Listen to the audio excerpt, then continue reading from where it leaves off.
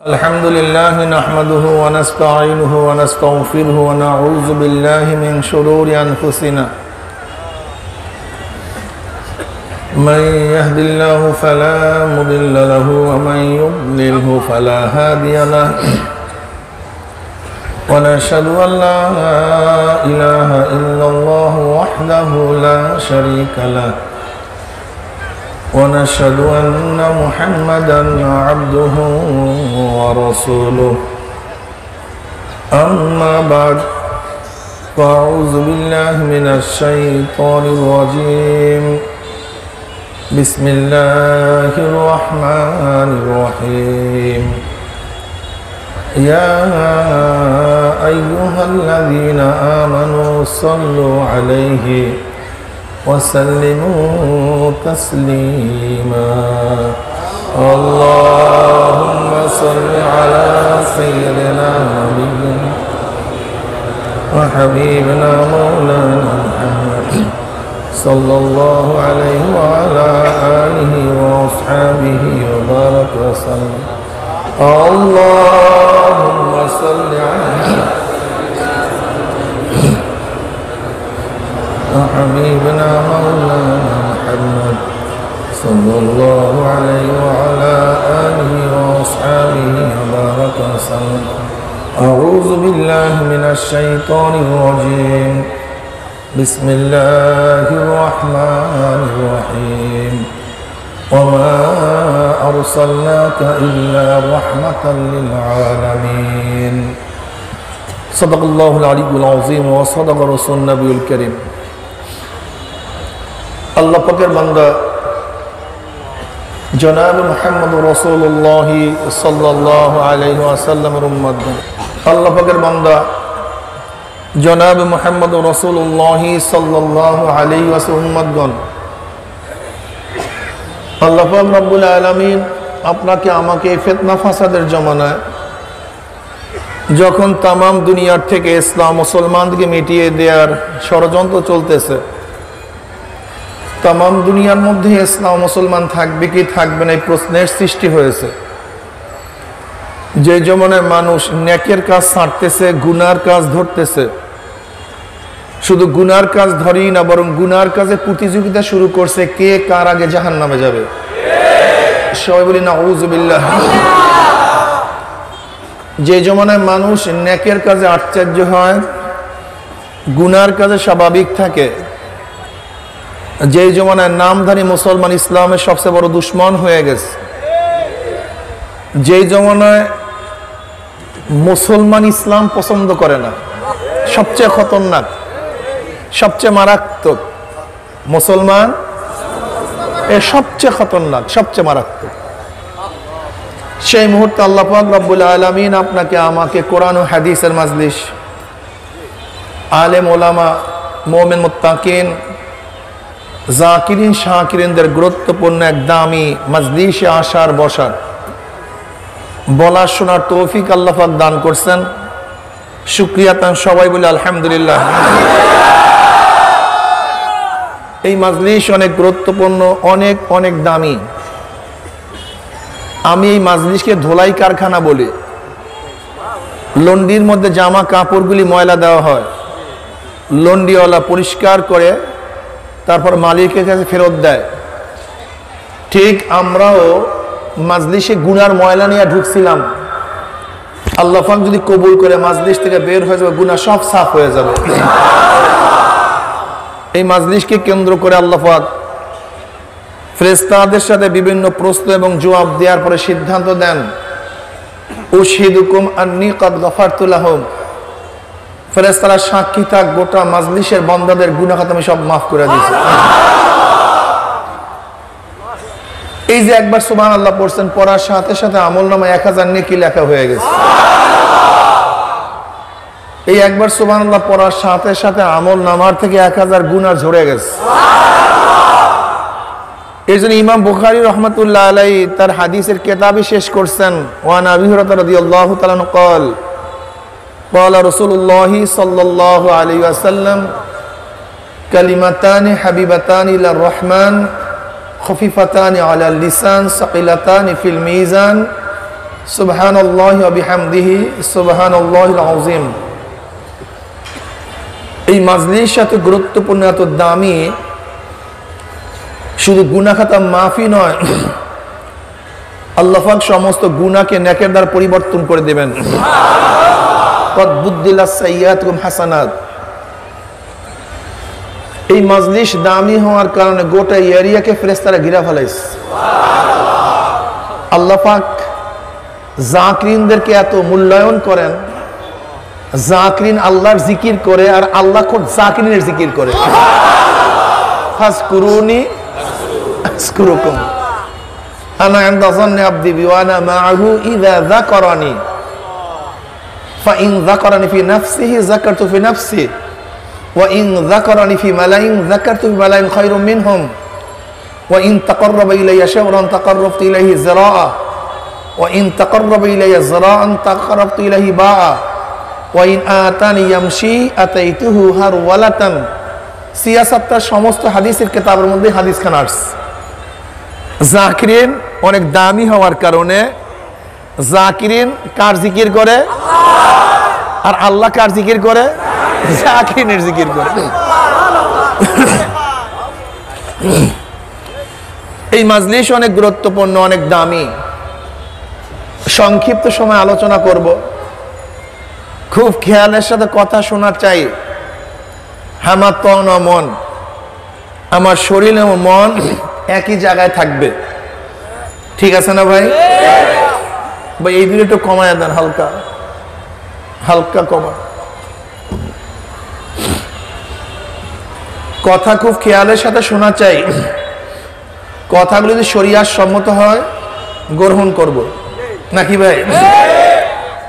আর শরিয়াতের উল্টা পাল্টা খেলাফ হলে প্রত্যাখ্যান করব, গ্রহণ করব না। আমি যে আয়াত শরীফ তেলাওয়াত করছি, আল্লাহ পাক রব্বুল আলামিন বলেন,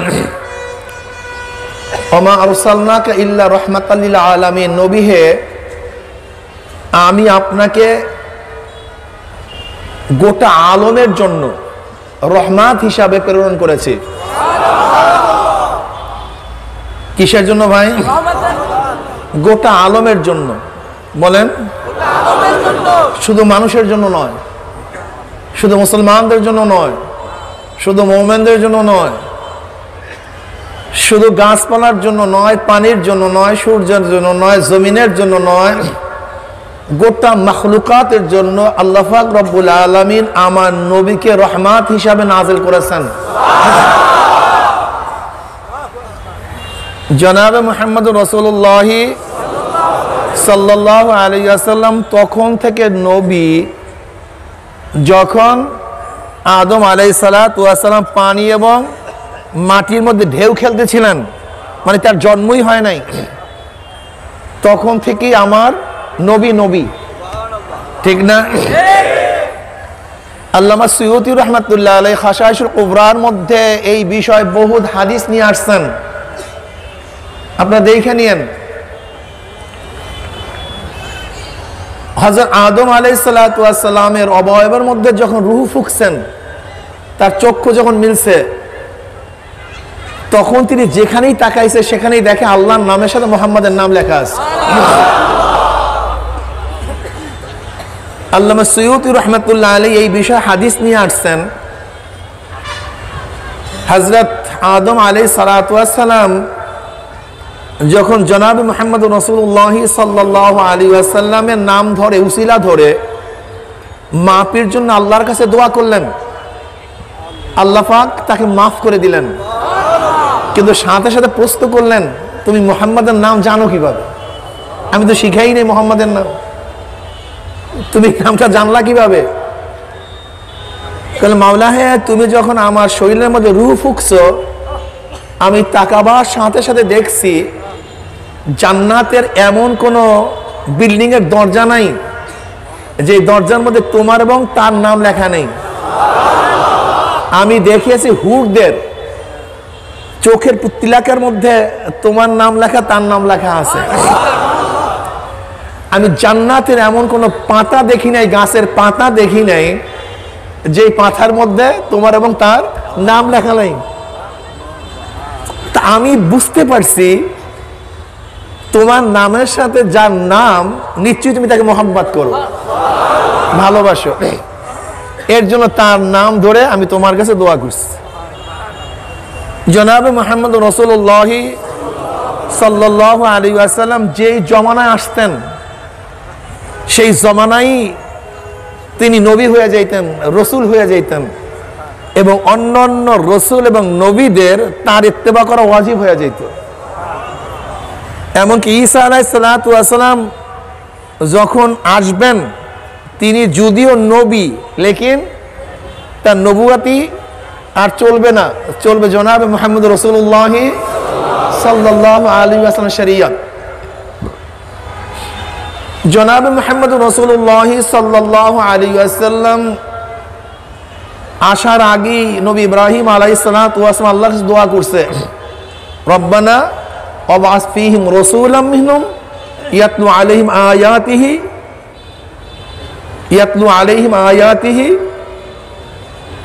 আয়াতিকা ওয়া ইউআল্লিমুল কিতাবা ওয়াল হিকমা ওয়া ইউযাক্কিহিম। রব্বানা ওয়াবআস ফীহিম রাসূলাম মিনহুম ইয়াতলু আলাইহিম আয়াতিকা ওয়া ইউআল্লিমুল কিতাবা ওয়াল হিকমা ওয়া ইউযাক্কিহিম।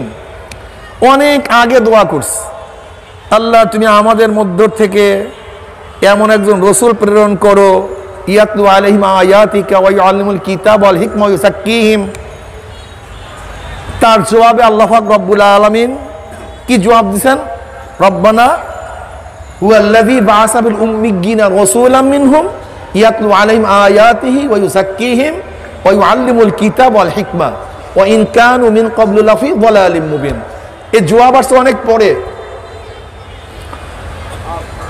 হযরত ঈসা আলাইহিস সালাতু ওয়াস সালাম, নবী আলাইহিস সালাতু ওয়া আসার বিশারাত দিবেন, ইসমু আহমদ, আমার পরে একজন নবী আসবে যার নাম কি? আহমদ। হযরত আসার আগে তার মা স্বপ্ন দেখেছেন যে তার পায়ের গোড়ালুর থেকে, নখের থেকে একটা আলো বের হয়ে গেছে, যে আলো রোম পারস্যের সমস্ত প্রসাদকে আলোকৃত করে ফেলেছে, শিয়া সমস্ত প্রসাদকে আলোকৃত করে ফেলাইছে। আব্দুল মুত্তালিব কাবা গৃহে শয়ন অবস্থায় ছিলেন, তখন স্বপ্ন দেখছে। নবী আলাইহিস সালাতু ওয়াস সালামের বিশারাত অনেক আগের থেকেই ছিল, তার মার স্বপ্ন ছিল, নবী ইব্রাহিমের দোয়া ছিল। জনাবে মুহাম্মদ রাসূলুল্লাহ সাল্লাল্লাহু আলাইহি ওয়াসাল্লাম যখন দুনিয়াতে আসছেন, আসার সময় কত মুজিজা এ সম্পর্কে কম বেশি আমরা সবাই জানি, কি কথা ঠিক না? আমেনা তো অনুভবই করতে পারেন নাই তার পেটের মধ্যে বাচ্চা আছে, পেট বড়ও হয়নি। জনাবে মুহাম্মদ রাসূলুল্লাহ সাল্লাল্লাহু আলাইহি ওয়াসাল্লাম দুনিয়াতে আসছেন, তার কোনো কষ্টও হয়নি। নবী আলাইহিস সালাতু ওয়াস সালাম হালিমে সাদিয়ার ঘরে যখন যাইতেছিলেন, তখন তার উটনির অবস্থা কি ছিল এ সম্পর্কে আমরা সবাই জানি। সেখানে তিনি লালিত পালিত হইতেছিলেন। এখানে শুধু একটা মাসালা বয়ান করব, তৎকালীন সময় দুধ পান করাবার জন্য অন্য জায়গায় দেওয়া হইতো কেন, কারণটা কি? এইটা একটা প্রশ্ন, যে ধাত্রীর কাছে দুধ পান করার জন্য কেন দেওয়া হইতো, কারণটা কি? এর বহুত কারণ ছিল। এর মধ্যে জ্ঞানীরা বলে যে আরব্য মহিলারা বেশি বেশি বাচ্চা প্রসব করা তাদের গৌরবের বিষয় ছিল, আর মহিলারা যত বেশি বাচ্চাদেরকে দুগ্ধ পান করায় তখন তাদের বাচ্চা দেরিতে আসে, আর তারা যদি দুগ্ধ পান কম করায় তাদের বাচ্চা তাড়াতাড়ি আসে, বেশি পান করালে দেরিতে আসে। যেহেতু তারা বেশি গর্ভ ধারণ করতে চায়, এর জন্য নিজেরা দুগ্ধ পান করাতেন না, অন্যের কাছে দুগ্ধ পান করাইতে দিয়ে দিতেন। এর জন্য আরব্য মহিলারা, কুরাইশরা বেশি বেশি বাচ্চা প্রসব করার কারণে তারা নিজেদেরকে দুধ পান করাইতেন না, অন্যের কাছে দুধ পান করাবার জন্য দিতেন। যেহেতু আওলাদ বেশি হওয়া এটা সবচেয়ে গৌরবের বিষয় ছিল, শক্তির বিষয় ছিল। যার বেশি আওলাদ তার তত বেশি শক্তি। ইন্না আমওয়ালুকুম ওয়া আওলাদুকুম ফিতনা। এর জন্য আল্লাহ পাক কি বলছেন? আওলাদ এবং মাল কি? ফিতনা। শক্তি প্রদর্শন, শক্তির জন্য বাচ্চা বেশি প্রসব করত আরব্য মহিলারা। এর জন্য দুগ্ধ বেশি পান করালে বাচ্চা দেরিতে ধারণ করে, কম করালে আগে ধারণ করে। অথচ আমাদের দেশের এখন মহিলারা বাচ্চা ধারণই করতে চায় না, বরং এইটা তাদের গৌরবের বিষয় ছিল। নবী আলাইহিস সালাতু ওয়াস সালাম ফরমান, তোমরা ওই গোত্রে বিবাহ করবা যেই গোত্রের মেয়েদের বাচ্চা বেশি হয়। অথচ আমরা বাচ্চা এখন ধারণ করতে চাই না, এটা আমাদের জন্য ক্ষতিকর। বরং ইসলাম গোটা দুনিয়ার মধ্যে বিজয় হওয়ার সবচেয়ে বড় থিম হলো মুসলিমদের বাচ্চা বেশি হওয়া। এটা উসুল, এটা ভিত্তি, মনে রাখতে হবে। কামান বিমান এটা ইসলাম বিজয় হওয়ার বহুত বড় কারণ নয়। ইসলাম বিজয় হওয়ার সবচেয়ে বড় কারণ কি ভাই? মহিলারা, মুসলমান মহিলারা বাচ্চা বেশি প্রসব করা, এইটা ইসলাম বিজয় হওয়ার কারণ। 2070 সনে বিজ্ঞানীরা বলে সবচেয়ে মুসলমানের সংখ্যা বেশি হবে। কারণটা কি? এর কারণ কি? এর কারণের মধ্যে একটা কারণ হলো মানুষ বিজাতিরা বেশি ইসলাম ধর্ম গ্রহণ করবে। আর একটা কি? মুসলমানদের সন্তান বেশি হবে। তাই মুসলমান যদি সন্তান কমায়া দেয়, তাই 70 সনে 2070-এ মুসলমান সংখ্যা বৃদ্ধি হওয়ার পদ্ধতি কি, সুরাত কি? এর জন্য আমাদের বাচ্চা বেশি নিতে হবে। আমাদের শক্তি বাচ্চা বেশি নেওয়ার মধ্যে, আমাদের দুর্বলতা বাচ্চা কম নেওয়ার মধ্যে। এটা মনে রাখবেন। আমাদের শক্তি কিসের মধ্যে? বাচ্চা বেশি নেওয়ার মধ্যে। আমাদের দুর্বলতা বাচ্চা কম নেওয়ার মধ্যে। কাজে খবরদার এই মুসলিম গোষ্ঠীকে দুর্বল বানাবেন না। মুসলিম গোষ্ঠী শক্তিশালী হয়, এর জন্য বেশি বেশি আমরা সন্তান নেব। আমাদের ভাই বেশি হবে, আমাদের সন্তান বেশি হবে। আমাদের সন্তান যখন বেশি হবে, আমরা সংখ্যায় বেশি হব, গোটা দুনিয়ার উপরে তখন আমরা নেতৃত্ব করব। এই ভুল করিয়েন না। ভারত ভয় পায় কেন? হিন্দুরা বাচ্চা নেওয়া বন্ধ করে দিয়েছে। জাপান তো এখন বাচ্চা নেওয়ার জন্য সরকারি ফান্ড থেকে টাকা দিতে আছে। এমন অনেক জায়গায় তো এখন চীনের অবস্থা সেরকম, রাশিয়ার অবস্থাও সেরকম। বেশি বেশি বাচ্চা নাও, বেশি বেশি বাচ্চা নাও, অথচ কেউ বাচ্চা নিতে চায় না, বাচ্চা নিতে চায় না। এর জন্য আমাদেরকে বেশি বেশি বাচ্চা নিতে হবে। এর মধ্যেই আমাদের গৌরব, এর মধ্যে আমাদের ভবিষ্যৎ, এর মধ্যে গোটা দুনিয়ার নেতৃত্ব নিহত। গোটা দুনিয়ার নেতৃত্ব নিহত হবে মুসলমানের সন্তান বেশি বেশি হওয়ার মধ্যে। জনাব মুহাম্মদ রাসূলুল্লাহ সাল্লাল্লাহু আলাইহি ওয়াসাল্লাম ছোটবেলার থেকে আলাদা ছিলেন, ইনসাফগার ছিলেন, আদেল ছিলেন, অন্যের হক নষ্ট করতেন না। জনাব মুহাম্মদ রাসূলুল্লাহ সাল্লাল্লাহু আলাইহি ওয়াসাল্লাম হালিমা সাদিয়ার একটা স্তন্য পান করতেন, 8 স্তন্য পান করতেন না, তার দুধ ভাইয়ের জন্য রেখে দিতেন। এটা ইনসাফ, এটা ইনসাফ। অথচ আমরা কি করি? আমারটা তো খাই, অপরটাও খাই। আর জনাব মুহাম্মদ রাসূলুল্লাহ সাল্লাল্লাহু আলাইহি ওয়াসাল্লাম কেমন ইনসাফ রক্ষা করতেন? ছোটবেলায় দুগ্ধবাহী অবস্থায়, যে আমি যদি সমস্ত দুধ পান করি, আমার দুধ পাই না খেয়ে থাকবে, কাজে আমি এইটা করব না। এই জন্য জনাব মুহাম্মদ রাসূলুল্লাহ সাল্লাল্লাহু আলাইহি ওয়াসাল্লাম মাতৃকুলি গোটা দুনিয়ার মানুষকে ইনসাফ শিক্ষা দিয়েছেন। আজকে আমাদের ইনসাফের অবস্থাটা কি? হ্যাঁ, আপন ভাই ভাতটা খেয়ে ফেলি, আপন ভাই ভাইয়ের হক দেই না। আমি খাবো, আমার ভাই যা যায় যাক, গোল্লায় যায় যাক, তাকে দেওয়ার দরকার নেই। এটা কি ইনসাফ হলো নাকি? অথচ নবী আলাইহিস সালাতু ওয়াস সালাম অনুকরণের দাবি করি, অথচ আমার মধ্যে ইনসাফ নেই। ওয়ায়ুসিরুনা আলা আনফুসিহিম ওয়ালাউ কানা বিহিম খাসাসা। মুমিন তো নিজের ধ্বংসের মুহূর্তেও তার অপর ভাইকে প্রাধান্য দেয়। খাসাসা, ধ্বংসের মুহূর্তে আমি ধ্বংস হয়ে যাব, আমি না খেয়ে থাকবো, আমার ভাই যেন ভালো খায়। আমি শুইব না, বসিয়া থাকবো, আমার ভাই যেন শুইতে পারে। আমি শীতের মধ্যে কাটতে থাকবো, কিন্তু আমার ভাই যেন কম্বল গায়ে দিয়ে ঘুমাতে পারে, সেই ব্যবস্থা আমি করব। মা সালাকাকুম ফি সাকার ক্বালু লাম নাকু মিনাল মুসাল্লিন ওয়া লাম নাকু নুতইমুল মিসকিন ওয়া কুননা নাখুদু মাআল খায়দিন। সাকর একটা জাহান্নামের নাম। সাকর নামীয় জাহান্নামীকে প্রশ্ন করা হবে, এই কপাল পোড়া, তোকে কোন জিনিস এখানে নিয়ে আসছে? এখানে আসছো কেন? এই কঠিন জায়গায় কেউ আসে? কি করছো? আসছো কেন?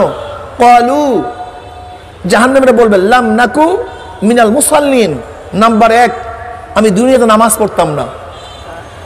কি পড়তাম না ভাই? তা জাহান্নামে যাওয়ার প্রথম কারণ কি? নামাজ না পড়া। বলেন কি ভাই? এখন কোন ভণ্ড যদি বলে আমার কাছে মুরিদ হও, নামাজ লাগবে না, তোমাকে জান্নাতে নিয়ে যাব, তাই কোরআন বলে নামাজ না পড়া জাহান্নামে যাওয়ার কারণ। আর তোমার ভণ্ড বলতেছে আমার কাছে মুরিদ হও, আমার ভক্ত হও, তোমার নামাজ লাগবে না। আপনি কোরআনের কথা মানবেন না ভণ্ডের কথা মানবেন? হ্যাঁ, এতটুকু মাথায় আকল নাই? স্পষ্ট কোরআনের আয়াত, মা সালাকাকুম ফি সাকার ক্বালু লাম নাকু মিনাল মুসাল্লিন। ক্বালু, তারা বলবে, কারা?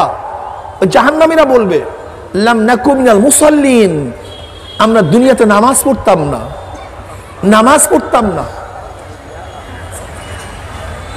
আর আমাদের দেশের হাজারো মুসলমানের সন্তান নামাজ পড়ে না। আমি বিশ্বাস করতে পারি না একজন মুসলমান নামাজ না পড়ে কিভাবে, এটা আমার বুঝেই আসে না। আল ফারকু বাইনাল কুফরি ওয়াল আবদি তারকুস সালাহ, কাফের এবং মুমিনের মধ্যে পার্থক্য, মুমিন নামাজ পড়ে, কাফেররা নামাজ পড়ে না। এটা কিভাবে হতে পারে? এক ওয়াক্ত নামাজ ইচ্ছা করিয়া কাজা করলে, হাত্তা মাজা তাকতুহা সুম্মা কাজা, নামাজ ছাড়িয়া দেয় নাই, পড়ছে জোহরের রক্ত, জোহরের নামাজ আসরে, আসরের নামাজ মাগরিবে, মাগরিবের নামাজ এশায়, এশার নামাজ ফজরে, ছাড়ে নাই। এক ওয়াক্তের নামাজ আর এক ওয়াক্তে কাজা করছে ইচ্ছা করিয়া। এই এক ওয়াক্তের নামাজ আর এক ওয়াক্তে ইচ্ছা করিয়া কাজা করলে 2,88,00,000 বছর জাহান্নামে থাকতে হবে। আচ্ছা বলেন তো, যার মধ্যে ঈমান আছে, জাহান্নামকে বিশ্বাস করে, আখিরাতকে বিশ্বাস করে, যদি তার গলার মধ্যে ছুরি ধরেন, নামাজ কাজা করবে? তাই তুমি নামাজ কাজা করলা কিভাবে? তোমাকে এই কথা কে বলছে যে নামাজ লাগবে না? আজকের থেকে নিয়াত করো, জীবন যাক আর থাক, নামাজ মুসলমান কাজা করবে না।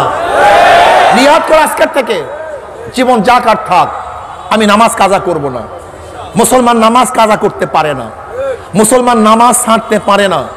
মুমিন এবং কাফেরের মধ্যে পার্থক্য, মুমিন নামাজ পড়ে, কাফের নামাজ পড়ে না। মা সালাকাকুম ফি সাকার ক্বালু লাম নাকু মিনাল মুসাল্লিন ওয়া লাম নাকু নুতইমুল মিসকিন। আর একটা কাজ কি? আমি জাহান্নামে কেন আসছি? জাহান্নামে আসার কারণ, আমার বিবাহিত মেয়ের বিবাহিত 1,000 কোটি টাকা খরচ করছি, কিন্তু পাশের গরিব মানুষটার বিবাহে তার জামাইকে একক তো খাওয়াতে পারে নাই, কিন্তু আমি দেখি নাই। আমি তো আমেরিকার থেকে বাজার করছি, কিন্তু পাশের বাড়ির গরিব মেয়েটাকে উঠাইয়া দিবে একটা কাপড়ের ব্যবস্থা করি নাই। আমার টেবিলের মধ্যে তো হরেক রকমের খানা ছিল, কিন্তু পাশের বাড়ির গরিব সারা রাত্র না খেয়ে কাতরাইছে, এক লোকমা খানার ব্যবস্থা আমি করি নাই। আমার তো ল্যাব তোষক জাজিম এয়ার কন্ডিশনের অভাব ছিল না, আর পাশের বাড়ির গরিব বাচ্চাটা বস্ত্রের অভাবে সারা রাত্র থরথর করে কাঁপতেছিল, কিন্তু একটা সোয়েটারের ব্যবস্থা আমি করি নাই। নবী আলী সাল্লাল্লাহু আলাইহি কি বলছেন? যদি পাশের বাড়ির ব্যক্তি না খেয়ে থাকে আর তুমি পেট পুরাইয়া খাও, তাহলে তুমি খানা খাও নাই, জাহান্নামের আগুন পাটের মধ্যে ঢুকাইছো। ওয়ালাম নাকু নুতইমুল মিসকিন, আমি গরিবদের খাওয়াইতাম না। ইনসাফ আমাদের মধ্যে নাই। অথচ দেশ স্বাধীন হওয়ার 3টা কারণ ছিল। কয়টা কারণ ভাই? সাম্য, মানবিক মর্যাদা, সামাজিক ন্যায় বিচার। বলেন কি ভাই? মানবিক মর্যাদা, সামাজিক ন্যায় বিচার, ন্যায় বিচার, ন্যায় বিচার। অথচ আমরা নিয়ে আসছি ধর্মনিরপেক্ষতাবাদ, সমাজতন্ত্রবাদ, জাতীয়তাবাদ, গণতন্ত্রবাদ। এগুলি একটাও স্বাধীনতার ভিত্তি ছিল না, একটাও স্বাধীনতার ভিত্তি না। স্বাধীনতার ভিত্তি সাম্য, বলেন সামরিক সমান, গরিব দুঃখী, ঋষি কামার, মজদুর কুলি চামার, সৈয়দ তালুকদার, চৌধুরী চৌকিদার, যত গোত্র আছে বাংলাদেশের নাগরিক হিসাবে সমস্ত মানুষ সমান মর্যাদার দিক থেকে, অধিকারের দিক থেকে। সেও নাগরিক, এও নাগরিক, চৌধুরী সাহেবও নাগরিক, ওই ধোবাও নাগরিক, তালুকদারও নাগরিক, নাপিতও নাগরিক। সাম্যতা, সমান সবার অধিকার থাকবে। কে আওয়ামী লীগ, কে বিএনপি, কে জাতীয় পার্টি, কেউ জাসদ, কে বাসদ, কে সরকারি দল, কে বিরোধী দল, দেখার বিষয় নয়। বাংলাদেশের নাগরিক হিসাবে প্রত্যেক অধিকার সমান। সাম্য, সাম্য, সাম্য। সরদার দো আলম আলী সাল্লাল্লাহু আলাইহি ওয়াসাল্লামের সাম্যতার তারিফ কি? বিদায় হজের সময় নবী আলী সাল্লাল্লাহু কি বলেছেন? আজকে কে কালো কে সাদা দেখার বিষয় না, কে কুরাইশ কে নন কুরাইশ দেখার বিষয় না, কে আরবি কে গैर আরবি দেখার বিষয় না।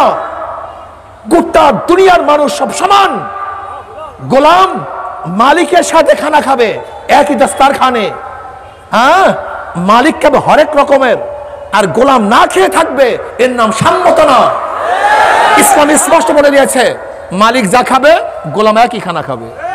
আমার নবীকে চিনছো? রহমাতুল্লাহ আলামিন কি জিনিস? আমার নবী কি বলেছেন? মালিক যা বস্ত্র পরিধান করবে গোলাম একই বস্ত্র পরিধান করবে। আল্লাহু আকবার। সাম্যতার রূপকার আমার নবী আলাইহিস সালাতু ওয়াস সালাম। গোটা দুনিয়ার সমস্ত বাদীরা সাম্যতার উপকার নয়, গোটা দুনিয়ার সাম্যতার উপকার কে? জনাবে মুহাম্মদ রাসূলুল্লাহ সাল্লাল্লাহু আলাইহি ওয়াসাল্লাম। শুধু হুকুম করবা আর তুমি কাজ করবা না, এর নাম সাম্যতা না।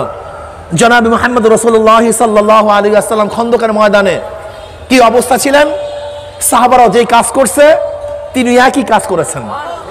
জনাবে মুহাম্মদ রাসূলুল্লাহ সাল্লাল্লাহু আলাইহি ওয়াসাল্লামের তারিফ করতে গিয়ে রাবি বলেন, নবী আলাইহিস সালাতু ওয়াস সালাম বুকের মধ্যে পাথর টানতে টানতে তার সমস্ত বুক মোবারক ধুলে এবং কাদায় মিশ্রিত হয়ে গেছিল।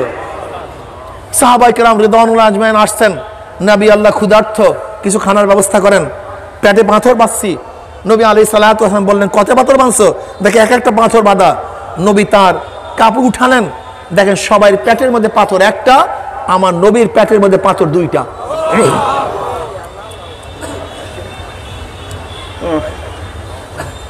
কোথায় সাম্যতা? কোথায় সাম্যতা? আজকে সব কিছু অধিকার ভোগ করবে আর যারা ক্ষমতায় থাকবে না তারা ভোগ করবে না, সাম্যতা না। এটা স্বাধীনতার ভিত্তি নয়। স্বাধীনতার ভিত্তি সাম্য। কে সরকারি দল কে বিরোধী দল, কে উঁচা কে নিচা, কে বংশীয় কে নন বংশীয় দেখার বিষয় নয়। বাংলাদেশের নাগরিক সবার অধিকার সমান।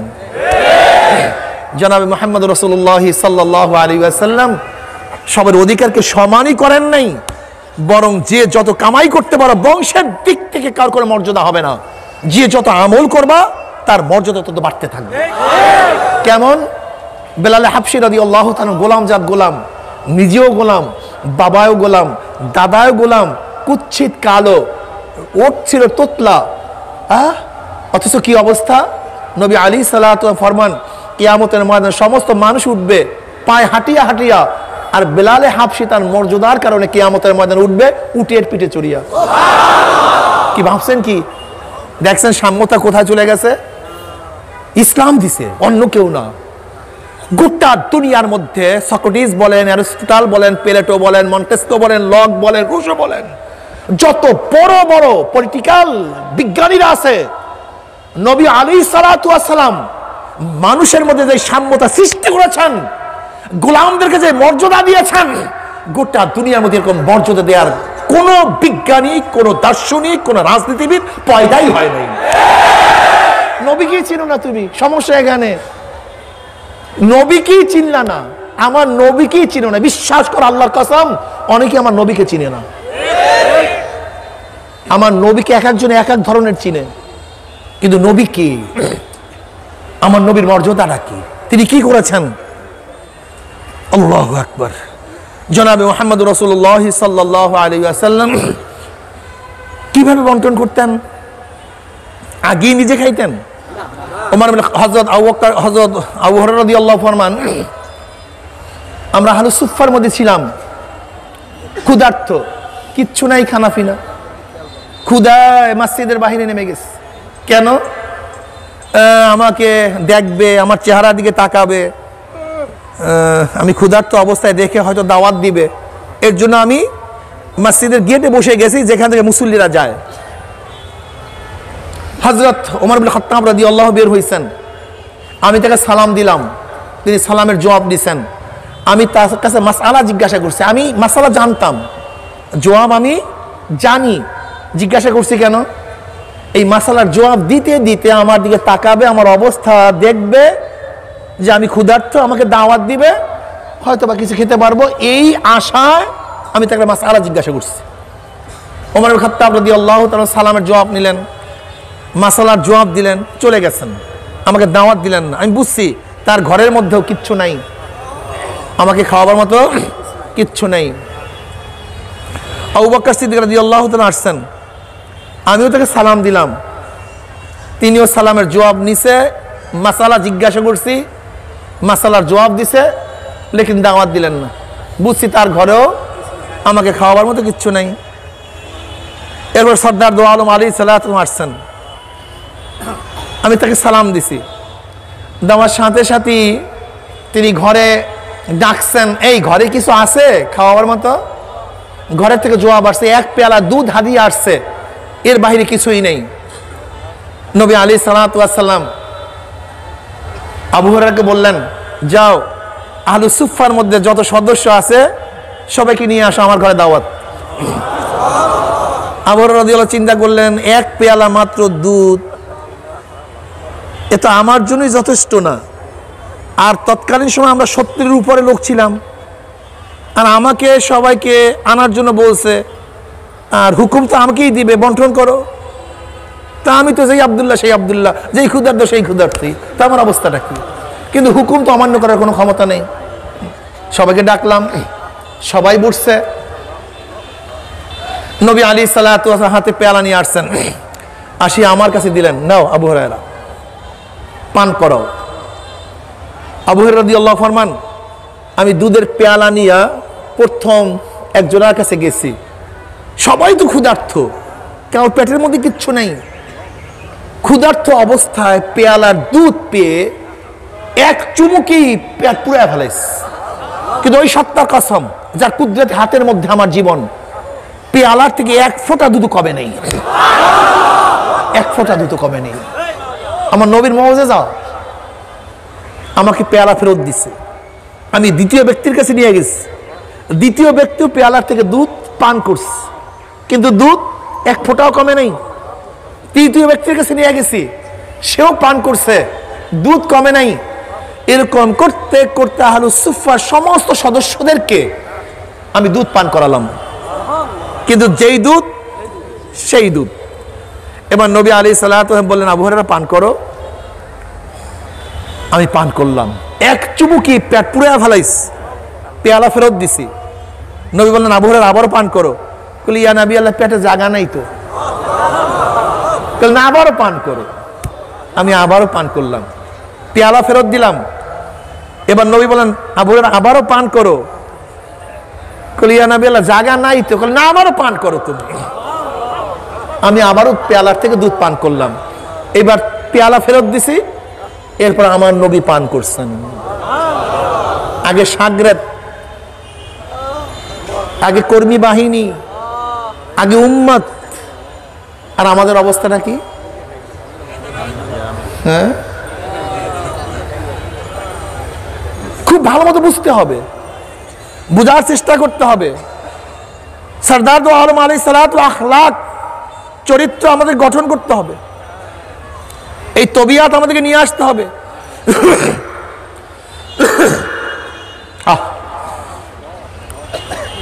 আজকে আমাদের মধ্যে সেই ইনসাফ নাই, সাম্যতা নাই। সাম্যতা আমাদের মধ্যে কোথায়? সাম্যতা। অথচ এই সাম্যতার জন্য কত চেষ্টা সাধন আমরা করি, আর মানুষকে আজকে হত্যা করি, জুলুম করি, অত্যাচার করি। মানুষের মধ্যে মোহাব্বত, সেই ভালোবাসা কোথায় যে চলে গেছে আমার জানাই নেই। জনাবে মুহাম্মদ রাসূলুল্লাহ সাল্লাল্লাহু আলাইহি ওয়াসাল্লাম ইনসাফ রক্ষা করতেন। জনাবে মুহাম্মদ রাসূলুল্লাহ সাল্লাল্লাহু আলাইহি ওয়াসাল্লাম নবুয়তি পাওয়ার আগেই সমাজসেবক ছিলেন। কি ছিলেন ভাই? সমাজসেবক ছিলেন। জুলুমের বিরুদ্ধে কাজ করেছেন। এই যে হিলফুল ফুজুল, এই হিলফুল ফুজুল জনাবে মুহাম্মদ রাসূলুল্লাহ সাল্লাল্লাহু আলাইহি ওয়াসাল্লাম নবুয়তের আগের ঘটনা।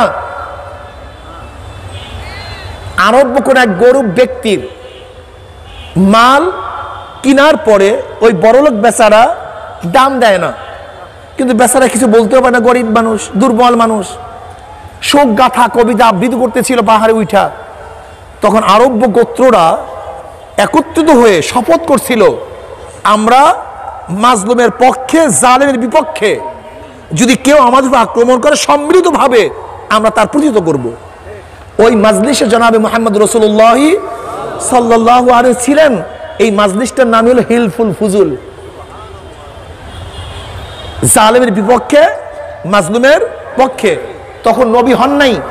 নবী আলাইহিস সালাতু ওয়াস সালাম বলেছেন, নবুয়তি পাওয়ার পরে আজও যদি আমাকে কেউ এরকম কোন মাজলিসে ডাকে তাহলে আমি সেখানে উপস্থিত হব। আজকে নবীর চরিত্র কোথায়? নবীর চরিত্র গঠন করি না কেন?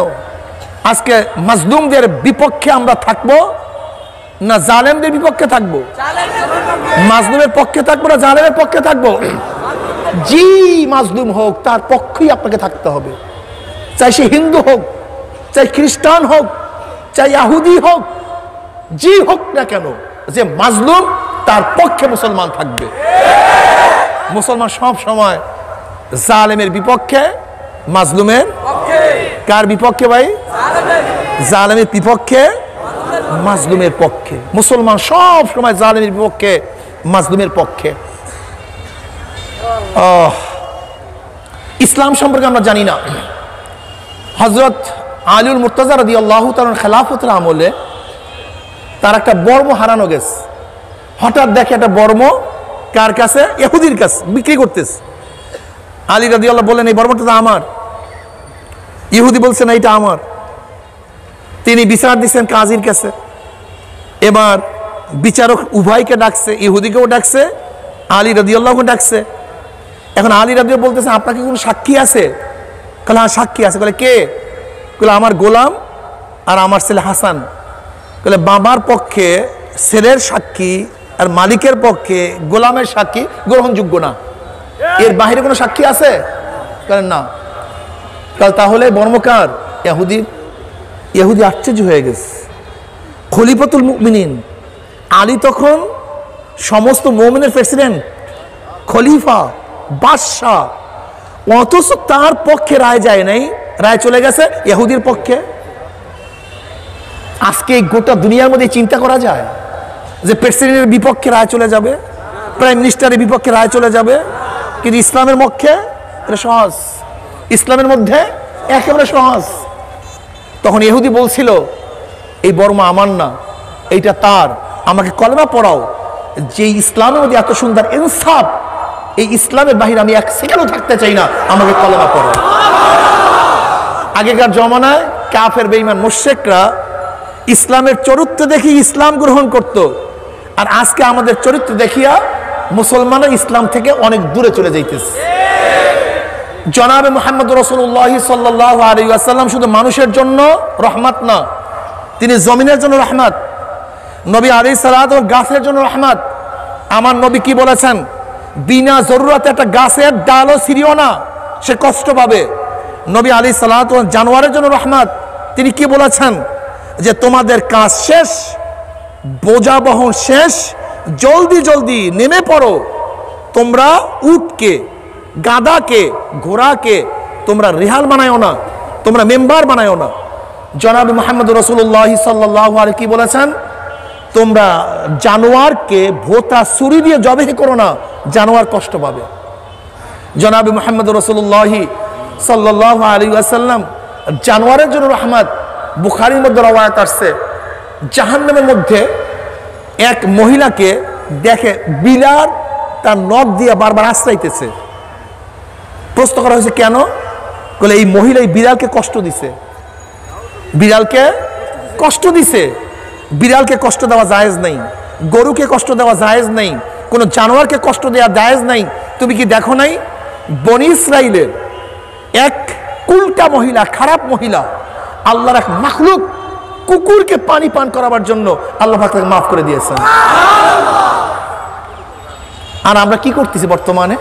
আশরাফুল মাখলুকাত মানুষের জুলুম করতেছে, অত্যাচার করতেছে। অথচ বনি ইসরাইলের কুলটা মহিলা একটা কুকুরকে পানি পান করাবার কারণে আল্লাহ তাকে মাফ করে দিচ্ছে। বাইজিদ বুস্তামি রহমতুল্লাহ আলাইহির ঘটনা আপনারা জানেন। বাইজিদ বুস্তামি রহমতুল্লাহ ইন্তেকালের পরে তার শাগির্দ তাকে স্বপ্ন দেখে, জিজ্ঞাসা করছে, হযরত আল্লাহ আপনার সাথে কি ব্যবহার করেছেন? বলে আল্লাহ মাফ করছে ঠিকই, লেকিন ঘটনা খুব খারাপ হয়ে গেছিল। বলে তা আবার কি? বলে আল্লাহ আমার কাছে প্রশ্ন করছে, বাইজিদ কি নিয়ে আসছো? এখন আমি দেখি আমার নামাজের মধ্যে গলত, রোজার মধ্যে গলত, ইবাদতের মধ্যে গলত, আল্লাহর কাছে পেশ করবে এমন কোনো ইবাদত আমি দেখি না। হঠাৎ চিন্তা করছি ভেজাল মুক্ত আমার কাছে আমার ঈমান আছে। কি আছে? আমি বলছি আল্লাহ আমি কিছু নিয়ে আসতে পারিনি, ঈমান নিয়ে আসছি। কি নিয়ে আসছি? ভেজাল মুক্ত ঈমান। আল্লাহ পাক বললেন, বাইজিদ লাইলাতুল লাবানের কথা মনে আছে? দুধের রাত্রির কথা মনে আছে? এবার চমকে গেছে। দুধের রাত্রি, এক রাতে বাইজিদ বুস্তামি রহমতুল্লাহ আলাইহি ঠান্ডা দুধ পান করছিলেন, পেট খারাপ হয়ে গেছিল। তখন তিনি বলছিলেন ঠান্ডা দুধ পান করার কারণে আমার পেট খারাপ হয়েছে। এবার আল্লাহ পাক বললেন, বাইজিদ রে তোর ঈমান কি ছিল? ওয়াশাররিহি ওয়া খায়রিহি মিনাল্লাহি তাআলা ওয়াল বাসি বাদাল মাউত, ভালো এবং মন্দ কার থেকে? তো এখন তো খারাপের মালিক ঠান্ডা দুধকে বানাইছো, তা আমার থেকে তো খারাপের কথা তুই বলছিলি কিন্তু বিশ্বাস তো করো নাই, তোর ঈমানের অবস্থা কি? ব্যাস বলেন তো আমাদের অবস্থাটা কি? হ্যাঁ, ঠান্ডা দুধ পান করার কারণে পেট খারাপ, অথচ আমার ঈমান কি? খয়রিহি অশাররিহি, ভালো এবং মন্দ কার থেকে? দুধের থেকে না, অমুকের থেকে না, তমুকের থেকে না। এবার বাইজিদ বুস্তামি রহমতুল্লাহ পেরেশান হয়ে গেলেন, বললেন মাওলা কিছু নিয়ে আসতে পারি নাই, তোমার রহমতের ভরসা করে আসছি। এবার আল্লাহ পাক বললেন জাগা মতো আস, জাগা মতো আসছে, আজকে তোর ছোট্ট একটা আমলের কারণে আমি তোকে মাফ করে দেব। বলে কি? যে একদিন একটা বিড়াল শীতের রাত্রে কাতরাইতেছিল ঠান্ডায়, তুই আমার মাখলুকাত হিসাবে শ্রদ্ধা সম্মান দেখাতে গিয়া তোর কম্বলের মধ্যে নিয়ে আরাম দিছিলি। তুই তো আরাম দিছিস বিড়ালকে, আর বিড়াল আমার কাছে দোয়া করতেছিল, আল্লাহে যেই তোমার বান্দা আমাকে আরাম দিছে, তুমি জাহান্নামের কষ্ট দিও না, জান্নাতের আরাম দিও। ওই বিড়ালের দোয়া কবুল করছে, এই কারণে আজকে তোকে মাফ করে দিলাম। কষ্ট দেয়া যাবে না, অন্যায় ভাবে কোনো মাখলুকাতকে কষ্ট দেয়া যাবে না, চাই সে জানোয়ার হোক। আর আশরাফুল মাখলুকাতে তো প্রশ্নই হতে পারে না, কোন অবস্থাতেই অন্যায় ভাবে কাউকে কষ্ট দেয়া। আমার নবী আলাইহিস সালাতু ওয়াস সালাম রহমত হিসেবে গোটা দুনিয়ার মধ্যে আসছেন, কষ্ট দেয়া যাবে না। ইসলাম কি জানো? ইসলাম যুদ্ধের ময়দানেও বাচ্চাদেরকে আঘাত করে নিষেধ করছে। ইসলাম যুদ্ধের ময়দানেও যেই মহিলারা মুসলমানের বিরুদ্ধে অস্ত্র ধারণ করবে না তাদেরকে হত্যা করতে নিষেধ করেছে। ইসলাম যুদ্ধের ময়দানেও কোনো পুরোহিতকে আঘাত করতে নিষেধ করেছে। ইসলাম যুদ্ধের ময়দানেও কোনো ইহুদি নাসারা খ্রিস্টান যদি তোমার উপর আক্রমণ না করে তাদের উপর আক্রমণ করতে নিষেধ করেছে। ইসলাম যুদ্ধের ময়দানে কোনো কাফের বেঈমান শত্রু যদি ধরা পড়ে তাদের সাথে খারাপ ব্যবহার করতে নিষেধ করেছে। ইসলাম জানোই তো না ইসলাম কি জিনিস। আর আজকে ইসলামকে বলেছে টেররিস্ট, আজকে ইসলামকে বলেছে সন্ত্রাসবাদ, আর ইসলামকে বলেছে খুনি। তুমি কি ইসলাম সম্পর্কে জানো? আজকে তোমরা কি ব্যবহার করতেছো গোটা দুনিয়ার মধ্যে? আর ইসলামের যুদ্ধের ইতিহাস দেখো, স্পেনের মধ্যে মুসলমান হারার পরে, পরাজিত হওয়ার পরে তোমরা গোটা মুসলমানের ঘর বাড়ি সব জ্বালিয়ে দিয়েছ। একটা ঘর রাখো নাই, একটা মসজিদ রাখো নাই, একটা মুসলমান জিন্দা রাখো নাই। অথচ মুসলমান গোটা দুনিয়ার মধ্যে যেখানে বিজয় করেছে, বিজয় করে একটা ইহুদি, একটা খ্রিস্টান, একটা হিন্দু হত্যা করে নাই, কোন বস্তির মধ্যে আগুন দেয় নেই। আর ইসলামকে বলছে টেররিস্ট, সন্ত্রাসবাদ। আর মুসলমানের গোষ্ঠী ইসলাম সম্পর্কে জানে না।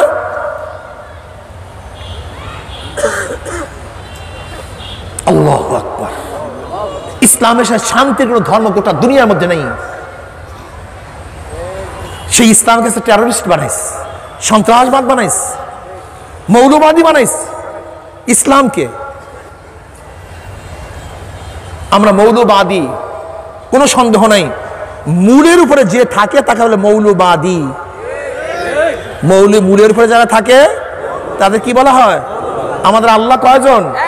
এটা মূল, এর মধ্যে আমরা পার্থক্য করি না, আমরা মৌলবাদ। আমার নবীকে জনাবে মুহাম্মদ রাসূলুল্লাহ কাজে আমরা মৌলবাদ, এটার মধ্যে কোনোদিন পরিবর্তন করি না। আমাদের কিতাব কোরআন আমরা কোনোদিন পরিবর্তন করি না। আমাদের নামাজের মধ্যে আমরা পরিবর্তন করি না, আমাদের আকীদার মধ্যে পরিবর্তন করি না, আমাদের নীতি আদর্শের মধ্যে পরিবর্তন করি না, আমাদের কাজের মধ্যে পরিবর্তন করি না। কাজে আমরা মৌলবাদ। এই কথা ঠিক না? আমরা পরিবর্তনশীল নই, কিন্তু আমরা সন্ত্রাস নই, আমরা জুলুম করি না, আমরা কারো অত্যাচার করি না, অবিচার করি না, সাম্য। যদি মুসলমান অত্যাচার করতো, অবিচার করতো, তা 750, 800, 900 বছর পর্যন্ত এই পাক উপমহাদেশের শাসক ছিলাম আমরা। একটা মন্দির থাকার কথা ছিল না, একটা মন্দিরও থাকার কথা ছিল না, একটা হিন্দুর গোষ্ঠীও থাকার কথা ছিল না। তুমি কি জানো পানিপথের যুদ্ধে বাদশাহ আকবরের সাথে যে যুদ্ধ হয়েছিল, সেই যুদ্ধের মধ্যে কত হিন্দু মারা গেছে তার কোনো ঠিক ঠিকানা নেই। শুধু ব্রাহ্মণ যে মারা গেছে, ব্রাহ্মণদের পৈতার ওজন করছিল, পৈতার ওজন হয়েছে 72.5 মণ। শুধু পৈতার ওজন, যেই কজন ব্রাহ্মণ মারা গেছে। আমরা জুলুম করি না, অত্যাচার করি না, অবিচার করি না। আমরা কাউর ধর্মের উপরে জোর করে ধর্ম বন্ধ করার চেষ্টা করি না। আমরা জোর করে কাউকে ধর্মান্তরিত করি না। এটা ইসলাম, এটা মুসলমান। স্বাধীনতার সময় আমার দাদাজানের কাছে আসছে অনেকেই ইসলাম গ্রহণ করার জন্য। আমার দাদাজান বলছেন, এখন তোমার মুসলমান দরকার নাই, তুমি আমার বাড়িতে থাকো, মাদ্রাসায় থাকো, দেশ শান্ত হোক, এরপরে তোমার ইসলাম যদি ভালো লাগে তখন তুমি মুসলমান হইও। আর ইসলামকে টেররিস্ট বানায় ফেলেছ, সন্ত্রাসবাদ বানায় ফেলেছ। ইসলামের সাথে শান্তির কোনো ধর্ম গোটা দুনিয়াতে নেই, থাকতে পারে না, পারে না। ইসলাম ও মুসলমান তো নিজেও খায়, পাড়া প্রতিবেশীকেও খাওয়ায়। এখানে নবী এই কথা বলেন না যে পাড়া প্রতিবেশী যদি মুসলমান হয় তাকে খাওয়াও, মুসলমান না হয় খাওয়ায়ও না, এই কথা বলছে নাকি? পাড়া প্রতিবেশী যদি হিন্দু হয়, সে না খায়া থাকলে আর তুমি খায়া থাকলে ঠিক না। নবী ইব্রাহিম আলাইহিস সালাতু ওয়াস সালাম মেহমানরা দিতে খাইতেন না। একদিন মেহমান পাইতেছিল না, হঠাৎ বের হয়েছেন, এক ভিক্ষুক পাইছে, ভিক্ষুককে নিয়ে আসছে। ভিক্ষুক বসছে দস্তরখানে। এখন ভিক্ষুক শুরু করছে বিসমিল্লাহ ওয়াল উজ্জা, লাত এবং উজ্জার নামে খানা শুরু করছে। কার সামনে? নবী ইব্রাহিম আলাইহিস সালাতু ওয়াস সামনে। বলে তুমি ভূতের নামে, মূর্তির নামে খানা খাওয়া শুরু করছো, ওঠো এখান থেকে, তুমি বিসমিল্লাহির রহমানির পড়িয়া খাও। এবার ভিক্ষুক বলতেছে, আমি ঈমান আনার জন্য আসিনি, খাওয়ার জন্য আসছি। খাওয়াইলে খাওয়াও, না খাওয়ালে যাই। বলে ভাগো, আমি তোমাকে খাওয়াবো না, আমি তোমাকে খাওয়াবো না। ভিক্ষুক রওনা করছে। অমনি আল্লাহ ডাক দিয়ে বলে, ইব্রাহিম, ও 80 বছর পর্যন্ত লাত ও উজ্জার নামে খানা খায়, একদিনও আমি খানার দস্তরখান থেকে ওকে তুলিয়া দেই নাই। আর তোর সামনে একদিন লাত ও উজ্জার নাম লওয়ার সাথে সাথে দস্তরখান উঠিয়ে দিছ। নবী ইব্রাহিম আলাইহিস সালাম দৌড়াইস, জলদি আয়, আমার নবুয়ত শেষ হয়ে যাইতেছে, জলদি আয়, তোর মনে যা চায় তা বলিয়া খা, তবে দস্তরখানে আস। আল্লাহ পাক খানাকে আম করছেন, হিন্দুদের জন্য খানাকে আম করছেন, খ্রিস্টানদের জন্য খানাকে আম করছেন। আল্লাহ পাক রব্বুল আলামিন হিন্দুর জমিনের মধ্যে যেই বৃষ্টি, মুসলমানের জমির মধ্যে একই বৃষ্টি, হিন্দুর জমিনের মধ্যে যেই ফসল, মুসলমানের জমির মধ্যে একই ফসল। খ্রিস্টানের টিউবওয়েলের মধ্যে যেই পানি মুসলমানের টিউবওয়েলের মধ্যে একই পানি, মুসলমানদের জন্য বস্ত্রের ব্যবস্থা করছেন, হিন্দুদের জন্য বস্ত্রের ব্যবস্থা করছেন। আল্লাহ পাক দুনিয়ার খানা পিনার ব্যাপারে কোনো পার্থক্য করেন নাই। আম বলেন, জাম বলেন, মাছ বলেন, গোটা দুনিয়ার মাখলুকাতের জন্য আমার মাওলা ওমা মিন দাব্বাতিন ফিল আরদি ইল্লা আলাল্লাহি রিজকুহা, আমার মাওলা পাক রব্বুল আলামিন দুনিয়ার সমস্ত খানা পিনা সবার জন্য আম করিয়া দিয়েছেন। এর জন্য কোন দেশ যদি মুসলমান হয়, কোন দেশের ক্ষমতা যদি মুসলমানের কাছে আসে, সেই দেশে কোনো হিন্দু যদি থাকে, খ্রিস্টান যদি থাকে, ইহুদি থাকে, তাদের খানার কোনো অভাব হতে পারে না, তাদের বস্ত্রের কোনো অভাব হতে পারে না, তাদের ঘরের কোনো অভাব হতে পারে না। যদি ইসলাম খানাকে আম করিয়া দিছে, আল্লাহ পাক খানাকে আম করিয়া দিছে, মুসলমান শাসকও খানাকে আম করিয়া দিছে, মুসলমান শাসকও বস্ত্রকে আম করিয়া দিছে, মুসলমান শাসক চিকিৎসাকে আম করিয়া দিছে, মুসলমান শাসক গৃহকে আম করিয়া দিছে। কাজী মুসলমান শুধু মুসলমানদের জন্য রহমত না, মুসলমান গোটা মাখলুকাতের জন্য রহমত। সবাই বলেন সুবহানাল্লাহ। মুসলমান সবার জন্য রহমত, মুসলমান গাছের জন্য রহমত, মুসলমান মাছের জন্য রহমত, মুসলমান মাটির জন্য রহমত, মুসলমান মালের জন্য রহমত। কিভাবে মালের জন্য রহমত? আজকে দেখেছেন মন্ত্রী সভার সচিব সাহেব কি বলেছেন? মাত্র 10টা লোক দেন, আমি বাংলাদেশকে কন্ট্রোল করিয়া দেই, বাংলাদেশটাকে সাজাইয়া দেই। কয়টা লোক? মাত্র 10টা লোক দেন। 10টা লোক আওয়ামী লীগ তৈয়ার করতে পারে নাই, বিএনপি 10টা লোক চরিত্রবান তৈয়ার করতে পারে নাই, গোটা ইউনিভার্সিটি, গোটা শিক্ষা ডিপার্টমেন্ট মাত্র 10টা চরিত্রবান লোক তৈয়ার করতে পারে নাই। অথচ কোরআন ও হাদিস লক্ষ লক্ষ কোটি কোটি চরিত্রবান মানুষ তৈয়ার করে ফলাইছে। গোটা রাজনীতি মাত্র 10টা লোক তৈয়ার করতে পারে নাই। অথচ আমাদের কাছে পাওয়ার নাই, আমাদের কাছে শক্তি নাই, কিন্তু হাজারো রিক্সাওয়ালা আছে, গোটা দুনিয়া তাদের ডাইন হাতে দিয়ে দেওয়া হবে। দুনিয়ার মধ্যে লাথি মারবে, কিন্তু এক লোকমা হারাম তাদের প্যাডের মধ্যে ঢুকাবে না। ইসলাম চিনো কি জিনিস? ইসলাম জানো কি জিনিস? 10টা লোক তৈয়ার করতে পারে নাই, গোটা ইউনিভার্সিটি না। ওই আনোয়ার সাহেব, সেও তো দাড়িওয়ালা দিনের কারণে, সেও তো টুপিওয়ালা দিনের কারণে, তার মধ্যে তো দিনের বুঝ থাকার কারণে আজকে সে 10টা লোক চায়। তার মধ্যে দিনের যদি বুঝ না থাকতো তাহলে সেও 10টা লোক চাইতো না। কি তৈয়ার করছো কও? হ্যাঁ, ডাকাত, ডাকাত তৈয়ার করছে। আমরা চোর কাকে বলি? আমরা গুন্ডা কাকে বলি? ছিনতাইকারী কাকে বলি? যে অস্ত্র ঠেকাইয়া, চাকু ঠেকাইয়া বলে দিলে দাও নালে কূপ দেব, দিলে দাও নালে গুলিয়ে দেব। বেচারায় কত কষ্ট করিয়া কত টাকা পায়, 2000, 3000, 5000, অনেক সময় ফেলও খায়, ধরা পড়লে জীবন শেষ। মাত্র 5000, 10,000 টাকার জন্য কত বড় রিস্ক নেয়। আর আজকে কলমধারী ডাকাত যারা কলম ঠেকায় বলে দিলে দাও নাহলে তোমার জমি শেষ, দিলে দাও নাহলে তোমার চাকরি শেষ, দিলে দাও নাহলে চাকরির পদোন্নতি হবে না, দিলে দাও নাহলে তোমার জেলে যেতে হবে, দিলে দাও নাহলে ফাঁসির কাজটা ঝুলতে হবে। ওই ছিনতাইকারী বড় ডাকাত না কলমধারীরা বড় ডাকাত? এটা তো সবচেয়ে বড় বড় ডাকাত, বিশাল চেয়ারে বসে আছে বড় বড় গুন্ডারা, বিশাল এসি রুমে আছে বড় বড় ছিনতাইকারীরা, গাড়ি বাড়ি নিয়ে চলে, গাড়ি বাড়ি নিয়ে চলে। ওদের উপরটা তো সুন্দর, ভিতরটা কুষ্ঠিত কালি, কালির চাপড়া, উপরে ফিটফাট ডাকাতের গোষ্ঠী। আপনি জানেন মাত্র 10 বছরে 10 লক্ষ কোটি টাকার উপরে আরো চুরি করছে, বাংলাদেশে পাচার করে দিচ্ছে, সমস্ত প্রকল্প ধ্বংস করে ফেলতেছে। আদর্শ নাই, চরিত্র নাই, নীতি নাই, বিশাল বিশাল গাড়ি আর বাড়ি, গরিবের টাকা, খয়রাতির টাকা। হ্যাঁ, আজকে প্রাইম মিনিস্টার সে আফসোস করে বলতেছে আজকে খয়রাতির টাকাও কি চুরি করতে হবে? খয়রাত করো না কেন? প্রাইম মিনিস্টার সে আফসোস করে বলতেছে খয়রাতির টাকাও চুরি করতে হবে, গরিবের টাকাও চুরি করতে হবে, তাই চুরি করো না কেন? ইসলাম নাই, ইসলাম নাই। আমি চ্যালেঞ্জ দিয়া বললাম, ইসলাম ছাড়া, ঈমান ছাড়া যত চেষ্টা করো দেশকে কন্ট্রোল করতে পারবে না, জীবনেও পারবে না। আজকে জিরো টলারেন্স ঘোষণা করছে মাদকের বিরুদ্ধে, কমাতে পারছো? হ্যাঁ, বরং যারা মাদক ধরে তারাই মাদকের ব্যবসা করে। যে প্রশাসন মাদক ধরে তারাই মাদকের ব্যবসা করে। অথচ আমাদের হাজারো যুবক আল্লাহ পাকের শুকর, দ্বীনের পথে আসিয়া মদের বোতল ভেঙে চুরমার করে ফেলছে, গাজার কলগি ফেলে দিয়েছে। আজকে ইফটিজিং বন্ধ করার চেষ্টা করো, পারো নাই, পারবা না।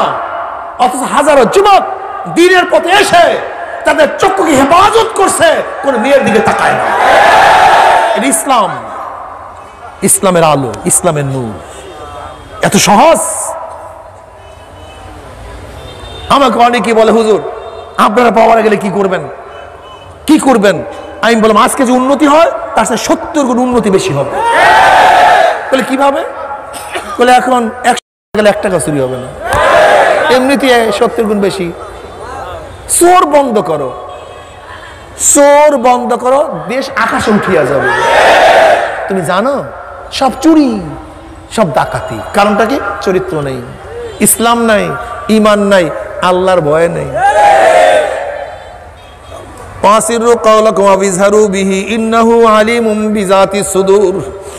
আমি অন্ধকারে যা করি, প্রকাশ্যে যা করি, টেবিলের নিচের থেকে যা করি, টেবিলের উপর থেকে যা করি, সব আমার মাওলায় লেখিয়া ফেলায়, সব আমার মাওলায় দেখে, সব 2 কাঁধে ফেরেশতা লেখিয়া ফেলায়।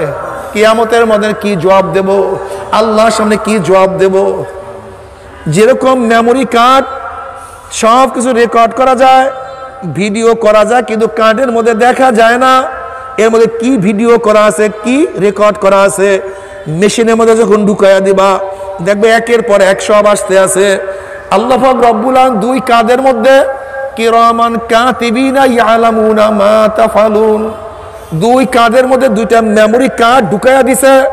তুমি রাত্রে যা করো, দিনে যা করো, বাগানের মধ্যে যা করো, জঙ্গলের মধ্যে যা করো, রুমের মধ্যে যা করো, তুমি টেবিলের মধ্যে যা করো, সব রেকর্ড হয়ে যাইতে আছে। যেই ব্যক্তি চিন্তা করে সব রেকর্ড হইতে আছে, সব কিছু ভিডিও হইয়া যাইতে আছে। যদি জজের সামনে আমার সমস্ত ত্রুটিগুলি টেলিভিশনের মধ্যে আসতে থাকে, কোন জায়গা দিয়ে রওনা করছো, কোন পিস্তল দিয়ে গুলি করছো, কাকে গুলি করছো, কিভাবে ছিনতাই করছো, কিভাবে ধর্ষণ করছো, যদি সব কিছু আসতে থাকে, আসামির কিছু বলার থাকে না, মাথা নিচু হয়ে যায়। ঠিক কিয়ামতের ময়দানে আল্লাহ পাক রব্বুল আলামিন যখন মেমোরি কার্ড ঢুকাইয়া দিবে, দেখবে পায়দার পায়ে বালেগ হওয়ার পর থেকে মৃত্যুর আগ পর্যন্ত কোন মসজিদে নামাজ পড়ছো, কোন ইমামের পিছনে নামাজ পড়ছো, আল্লাহ তুমি কবুল করিও না। কোন জায়গায় জিকির করছো, কোন মাজলিসে বয়ান শুনছো, কোন জায়গায় ইফতার করছো, কিভাবে রোজা রাখছো, সব দেখতে পারবা। আবার কোন জায়গায় কোন বন্ধুর সাথে গাঁজা টানছো, দেখবা গাঁজার আসর সামনে হাজির হয়ে গেছে। কোন বন্ধুর সাথে তুমি মদ পান করছো, মদের সব হাজির হয়ে গেছে।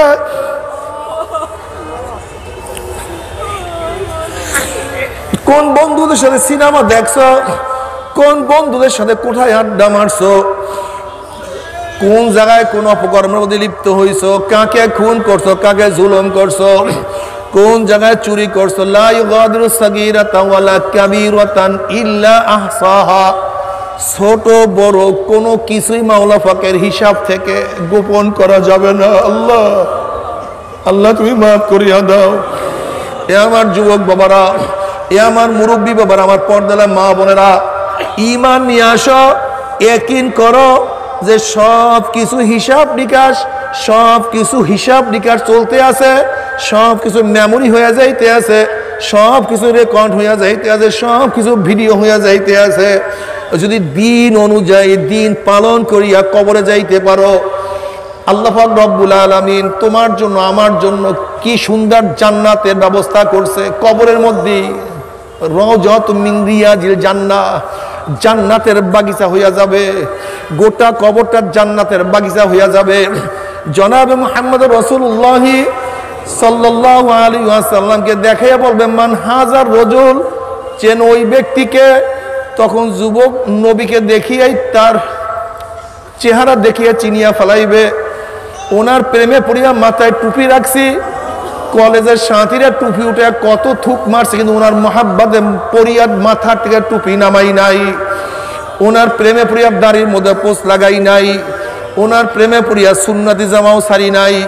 ওনার প্রেমে পড়িয়া বন্ধুর আড্ডাও যাই নাই। ওনার প্রেমে পড়িয়া জীবনের মায়া ত্যাগ করিয়া আল্লাহর রাস্তায় শহীদ হয়ে গেছি। ও যে আমার নবী জনাবে মুহাম্মদুর রাসূলুল্লাহ সাল্লাল্লাহু আলাইহি ওয়াসাল্লাম। অমনি আমার মাওলা ডাক দিয়ে বলবে, সাদাকা দি, আমার বান্দা সত্য কথা বলছে। ওয়াফুশুল ফরাশ মিনাল জান্নাহ ওয়াল বিসু মিনাল জান্নাহ। এ ফেরেশতারা বান্দা বান্দির গায়ের মধ্যে জান্নাতের পোশাক লাগাইয়া দে, জান্নাতের বিছানা বিছাইয়া দে, জান্নাতের নাজ নিয়ামত দ্বারা গোটা কবরটাকে ভরিয়া দে। আল্লাহ তুমি কবুল করিয়া নাও। কিন্তু যখনই নাফরমানকে প্রশ্ন করে, মান হাজার রজুল, চেন ওই ব্যক্তিকে। নাফরমান দেখবেন নবীর মাথার সাথে নাফরমানের মাথার মিল নাই, নবীর চেহারার সাথে নাফরমানের চেহারার মিল নাই, নবীর পোশাকের সাথে নাফরমানের পোশাকের মিল নাই, নবীর দলের সাথে নাফরমানের দলের মিল নাই, নবীর নীতি আদর্শের সাথে নাফরমানের নীতি আদর্শের কোনো মিল নাই, নবীর সাথে ওর নেতার কোনো মিল নাই। তখনও আমার নবীকে চিনতে পারবে না। তখন নাফরমান বলবে, হ্যাঁ হ্যাঁ লাদিরি, হ্যাঁ হ্যাঁ লাদিরি, ওনার সাথে আমার কোনো পরিচয় নাই, আমি ওনাকে চিনি না, ওনার সাথে আমার কোনো সম্পর্ক নাই। অমনি আমার মাওলা ডাক দিয়া বলবে, কাযাবা আদুবুল্লাহ, আমার দুশমন মিথ্যা কথা বলছে, এ কবরের মাটি চাপ দে। অমনি কবরের দুই পাশের মাটি এত জোরে চাপ মারবে, চাপের শুনে এক পাথরের হাঁটি আর এক পাথরে লাগাইয়া ফেলাইবে। আল্লাহ পাক সাপকে বলবে, সাপ জড়াইয়া ধর। অমনি 99টা সাপ আসিয়া নাফরমানকে ঠেস মারবে। বাবারে, ও আমার যুবক বাবারা, ও আমার পর্দালে মা বোনেরা, এ আমার যুবক বাবারা, আজকে সুন্নাত অনুযায়ী কেন চলবে না? যদি ডক্টর মনমোহন সিং ভারতের প্রাইম মিনিস্টার হওয়া সত্ত্বেও তার ধর্মীয় মাথার পট্টি, তার ধর্মীয় পোশাক, মাথার পট্টি তার মাথা থেকে নামাইতে না লাগে, না নামাইতে হয়, তার চেহারার থেকে ধর্মীয় দাড়ি যদি না কাটে, যদি মোষ না পড়ে, তা তুমি মুসলমান হইয়া ক্ষমতায় গেলে, ম্যাজিস্ট্রেট হইলে, জজ হইলে, প্রধান সেনাপতি হইলে, প্রধান বিচারপতি হইলে, তোমার মাথা থেকে টুপি নামবে কেন? তোমার মাথার থেকে পাগড়ি পড়বে কেন? তোমার চেহারা থেকে দাড়ি ঝরবে কেন? আজকের থেকে নিয়াত করো, অটল বিহারী বাজপেয়ী সে বাংলাদেশে আসছে ধুতি পরিয়া। যদি অটল বিহারী বাজপেয়ী হিন্দুদের পোশাক পরিয়া বাংলাদেশে আসতে পারে, তাহলে আমিও বিদেশে যাব মুসলমানের পোশাক পরিয়া, আমি ক্ষমতায় বসবো মুসলমানের পোশাক পরিয়া। যদি ওরা সেই শিখদের মাথায় পট্টি নিয়া ভারতের সেনাবাহিনীর প্রধান হতে পারে।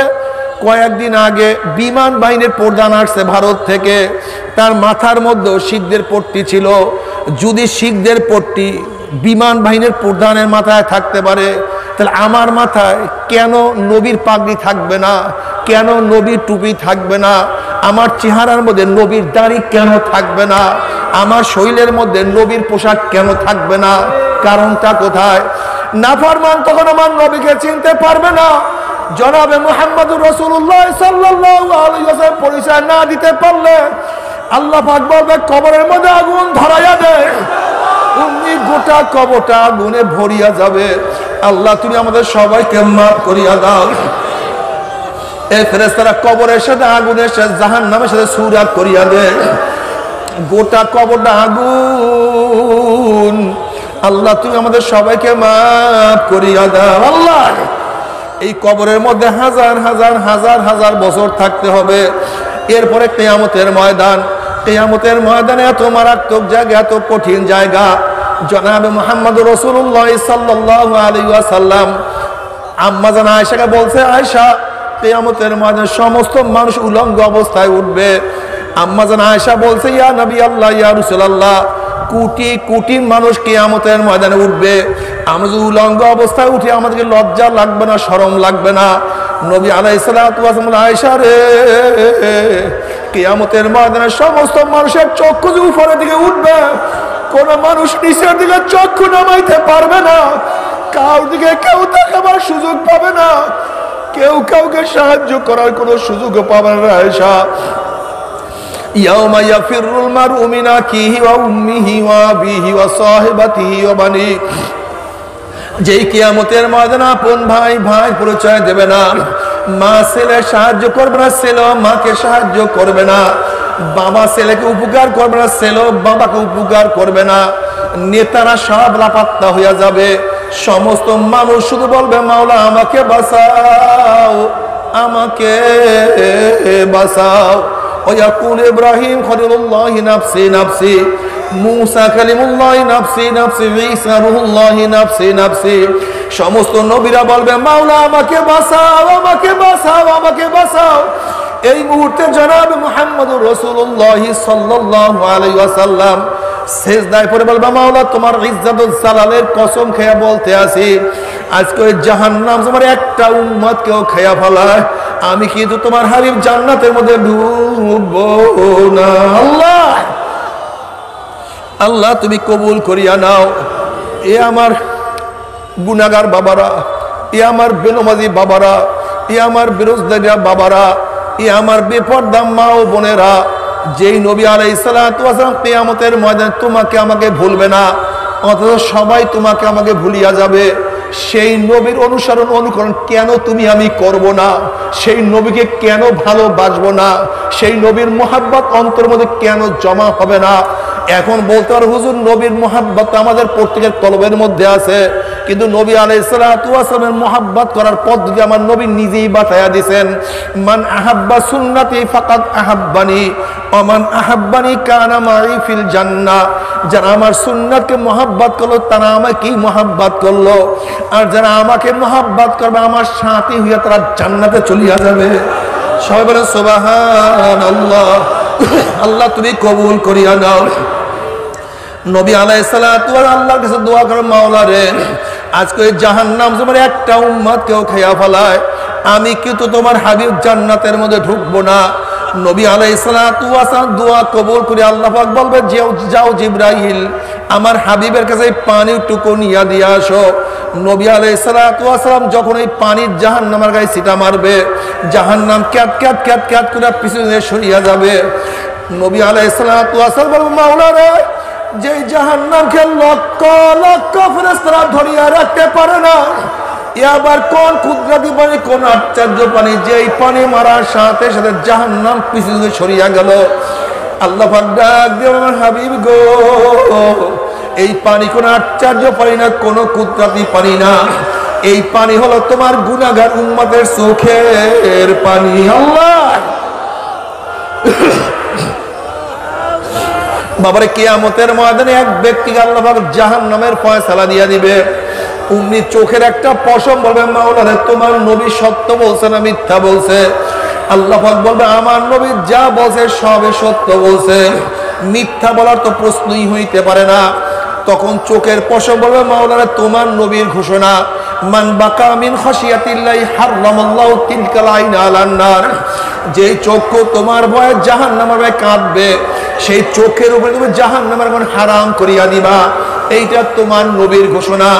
আর আমি চোখের পশম সাক্ষী দিতে আছি, তোমার এই বন্দার নামাজের দাঁড়াইয়া দাঁড়াইয়া কত কান্না কানছে, তোমার এই বন্দার রুকুতে গিয়া কত চোখের থেকে পানি ঝরাইছে, তোমার এই বন্দা সেজদায় পড়িয়া কান দিয়া কত মাটি ভিজাইছে, তোমার এই বন্দা জিকির আজকারে বসিয়া ওয়াজ নসিহাতে গিয়া কান্দিয়া কত বুক ভাসাইছে। এরপরে তুমি তাকে কিভাবে জাহান্নামের ফয়সালা দিয়া দিলা? অমনি আমার মাওলা জিবরাইলকে ডাক দিয়া বলবে, জিবরাইল, ও জিবরাইল, গোটা কিয়ামতের ময়দানে মানুষকে এলান করিয়া দে, গোটা কিয়ামতের ময়দানের মানুষকে জানাইয়া দে, অমুকের ছেলে অমুককে আল্লাহ পাক রব্বুল আলামিন শুধুমাত্র চোখের একটা পশমের সাক্ষী কেন আমার মাওলা মাফ করিয়া দিছে। আল্লাহ তুমি কবুল করিও না। বাবারে আজকে চোখের এক ফোঁটা পানিও তোমার উপরে আমার উপরে জাহান্নাম হারাম হওয়ার কারণ হইতে পারে, তোমার আমার জন্য নাজাদের ব্যবস্থা হইয়া যাইতে পারে। এক ফোঁটা পানির উসিলায় তুমি আমি পুলসিরাত পানি দিয়ে চলিয়া যাইতে পারি।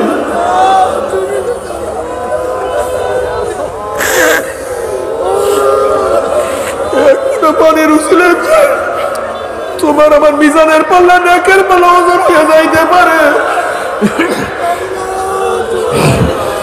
কিন্তু কিয়ামতের ময়দান নাফরমান কান্না শুরু করবে। নবী আলাইহিস সালাতু ওয়াস সালাম ফরমান, কিয়ামতের ময়দান নাফরমান কান্নাকাটি শুরু করবে। কানতে কানতে চোখের পানি শেষ হয়ে যাবে, এরপরে চোখের থেকে রক্ত বাহির হওয়া শুরু হয়ে যাবে। ওই পানি এবং রক্ত পড়তে পড়তে গালের চামড়া এবং গোশতগুলি পচিয়া পচিয়া পড়িয়া যাবে। চোখের নিচে বিশাল বিশাল গর্ত হয়ে যাবে। টনকে টন টনকে টন টনকে টন পানি এবং রক্ত চোখের থেকে বের হবে। কিন্তু যতই পানি পড়ুক রক্ত পড়ুক আর কোনো কাজ হবে না, আর কোনো কাজ হবে না। বাবারে বুঝিয়া শুনিয়া মাওলার কবরে যাইও। এ আমার যুবক বাবারা, মুরব্বী বাবারা, এ আমার বড় লোক বাবারা। ইমাম গাজ্জালী রাহমাতুল্লাহ আলাইহি বলেন, ইমাম গাজ্জালী রাহমাতুল্লাহ আলাইহি বলেন, গরিবের তুলনায় কবরের মধ্যে বড় লোকদের আযাব 70 গুণ বেশি অনুভব হবে। যখনই বড় লোকদের আযাব শুরু হয়ে যাবে তখন দুনিয়ার সমস্ত চিত্র তাদের সামনে হাজির হয়ে যাবে। দুনিয়ার মধ্যে আমার বিল্ডিং এত সুন্দর ছিল, আমার খাট এত দামি ছিল, আমার বিছানা এত দামি ছিল, আমার ডাইনিং টেবিলে এত ধরনের খানা উপস্থিত থাকতো, আমার গেটের দারোয়ান ছিল, সামনে ফুলের গার্ডেন ছিল, আমার এত ইজ্জত এত সম্মান ছিল। যখন দুনিয়ার শান্তির কথা মনে পড়বে আর কবরের আযাব শুরু হয়ে যাবে তখন তার কলবের মধ্যে এত, কলিজার মধ্যে এত কষ্ট লাগবে যা সহ্য করতে পারবে না। ও বড় লোক বাবারা, আজকে খালি পায়ে জমিনের মধ্যে হাঁটতে পারো না, পায়ের মধ্যে ব্যথা লাগে। আজকে ছোট্ট একটা কাঁটার আঘাত সহ্য করতে পারো না। আর খোদা না খাস্তা, খোদা না খাস্তা কবরের মধ্যে যদি 99 সাপের কামড় শুরু হইয়া যায় কেমনে সহ্য করব?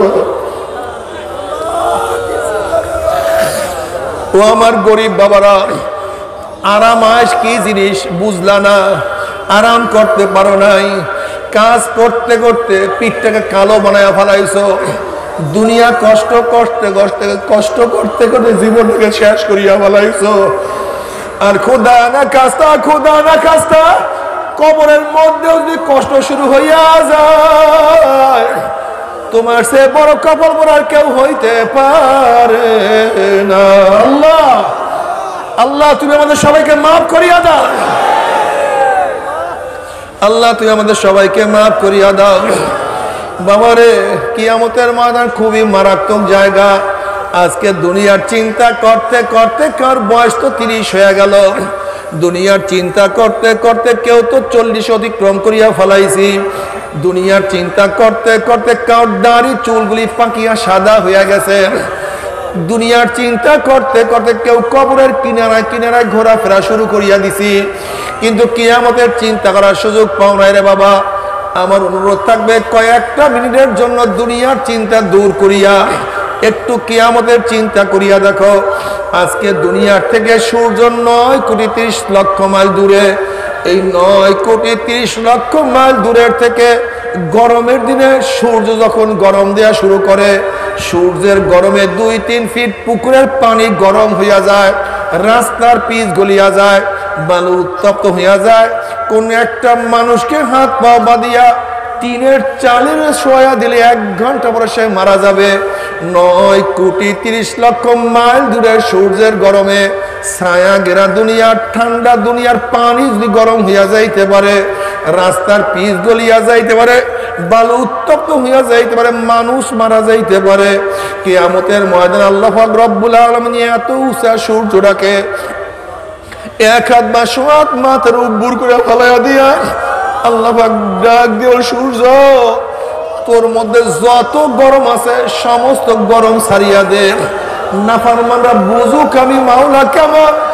সূর্য মাওলার হুকুম এমন ভাবে গরম দেওয়া শুরু করবে, সূর্যের গরমে মাথার টানে টাস টাস করে ফাটিয়া যাবে, মগজ ভাতের মধ্যে উতলাইতে থাকবে, নাক এবং মুখ দিয়ে মগজ গলিয়া গলিয়া পড়তে থাকবে। সূর্যের গরমে কিয়ামতের ময়দানটা পুরিয়া কাঁদিহান লাল চামড়ার মতো হন হন হন হন করতে থাকবে। মানুষ দাঁড়াইতে পারবে না, মানুষ শুধু লাফাইতে থাকবে। বাবার দুনিয়াতে কয়দিন বাঁচবো? 30, 40, 50, 60, 70 বছর। আর কোন মোল্লা মৌলবীর কিসসা কাহিনী না, কোন পীর বুজুর্গ কোন বাণী না।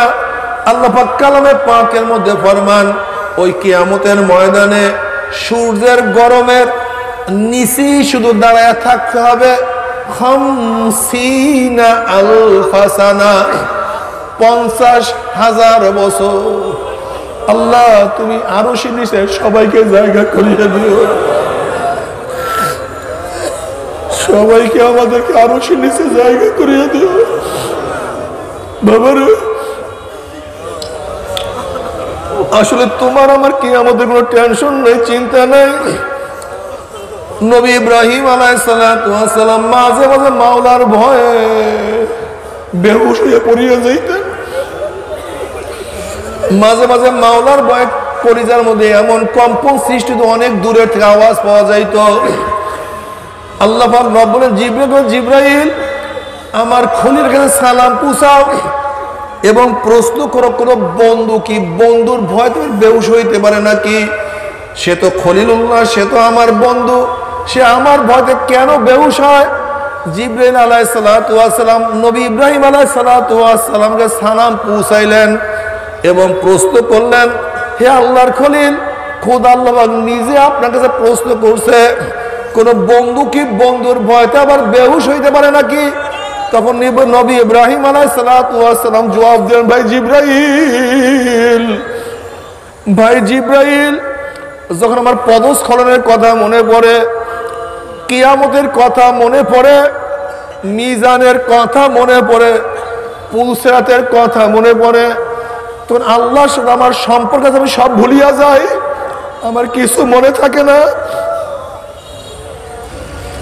বাবারে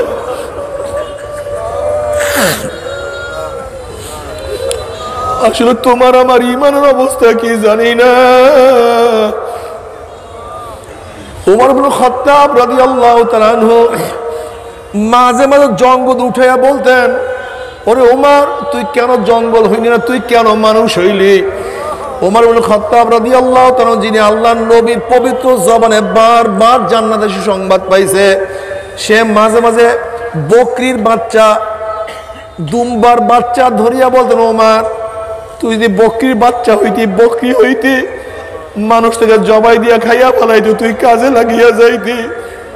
ওমর হইছ মানুষ, কিন্তু মাওলার ইবাদত করতে ওমর পারলি না।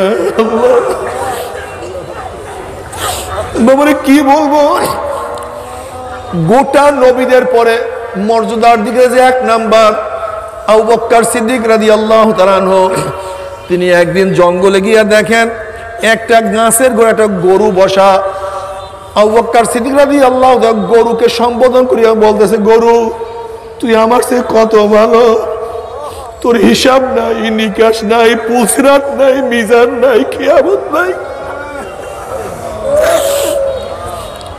তুই ঘুরিয়া খা, ঘুরিয়া চলো,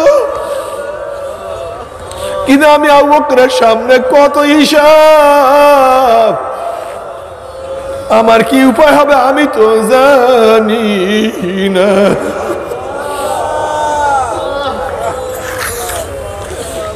বাবারে তুমি আমি তো নিজেকে জান্নাতি মনে করি, অথচ আব্দুল কাদের জিলানী রহমাতুল্লাহ আলাইহি একদিন কাবা শরীফের সাথে নিজের মাথাটা টাকায় আর বলে, মাওলারে কিয়ামতের ময়দানে যদি আমি আব্দুল কাদেরকে তুমি মাফ নাই করো, আমাকে অন্ধ করিয়া উঠাইও।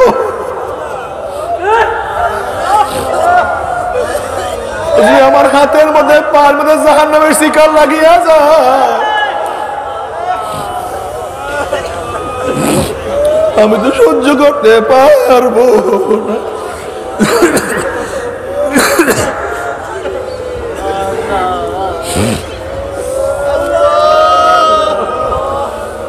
বাবা থানবী রহমাতুল্লাহ আলাইহি তিনি বলেন, যদি মাওলা আমাকে মাফ করিয়া জান্নাতে লোকের জুতাও বানায়া দেয়, আমার খোশ নসিব। যদি মাওলা আমাকে মাফ করিয়া জান্নাতে লোকের জুতাও বানায়া দেয়, আমার খোশ নসিব। কমপক্ষে জাহান্নামে যাইতে হবে না। আমাদের শায়খ মুর্শিদ নব্বর আল্লাহু মারকাদাহু তিনি বয়ানে বারবার বলতেন, বাবারে তোমাদের সবার যে দোয়ার প্রয়োজন, আমার একার তার চেয়ে বেশি দোয়ার প্রয়োজন। বাবা আমি তো পৌঁছের উপরে আছি।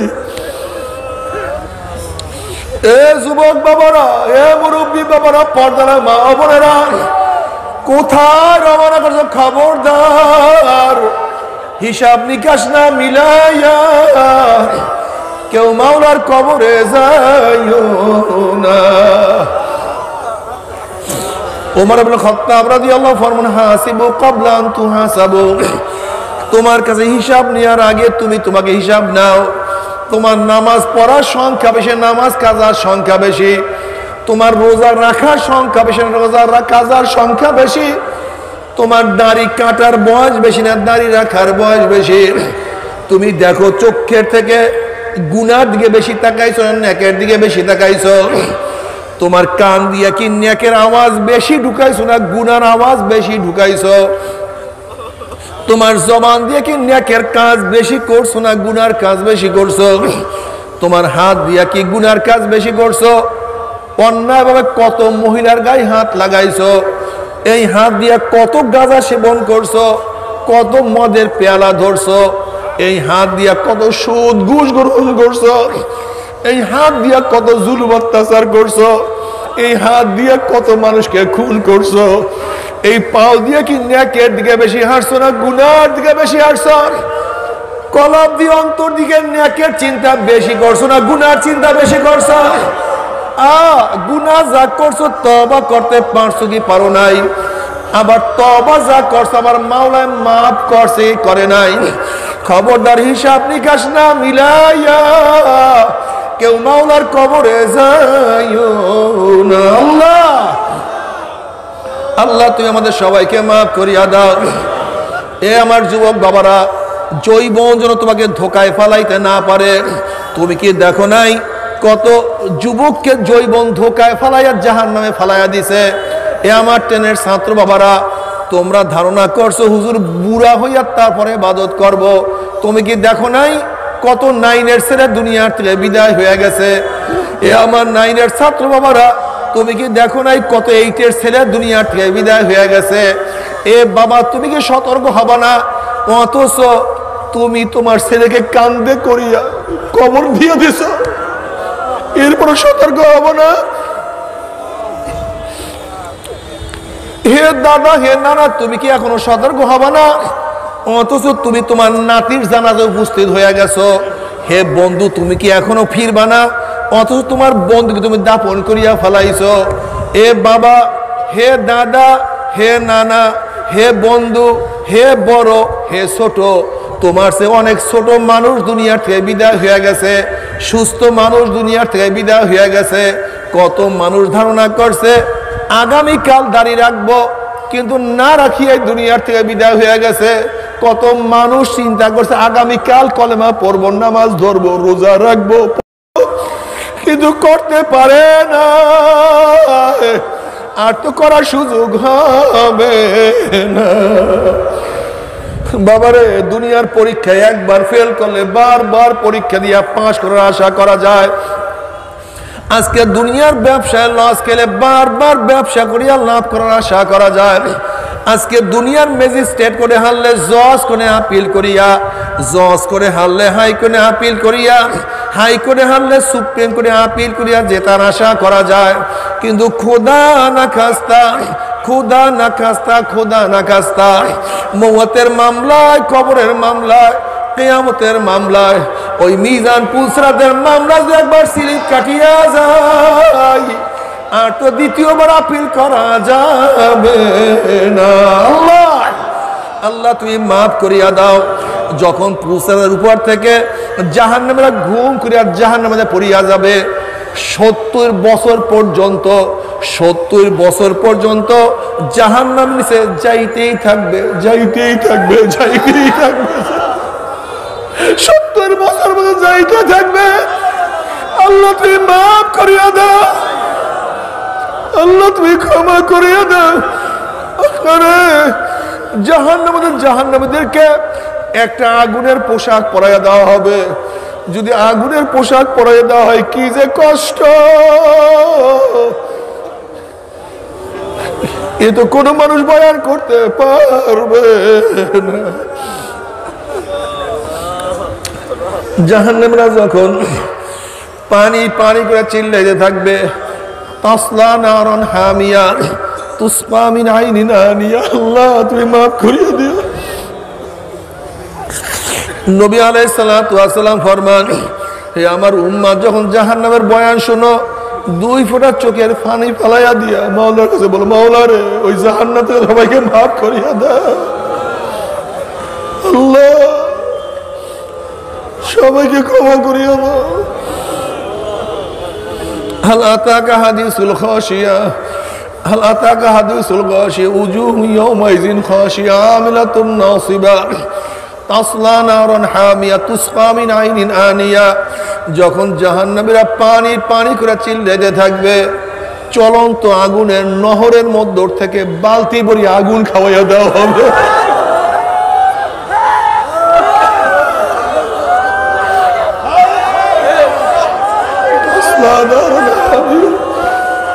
আল্লাহ মাফ করিয়া দে, একজনকে জাহান্নামে দিও না।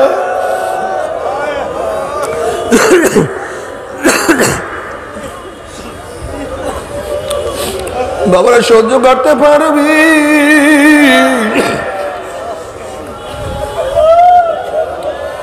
ওই আযাব তো কেউ সহ্য করতে পারবো না। আল্লাহ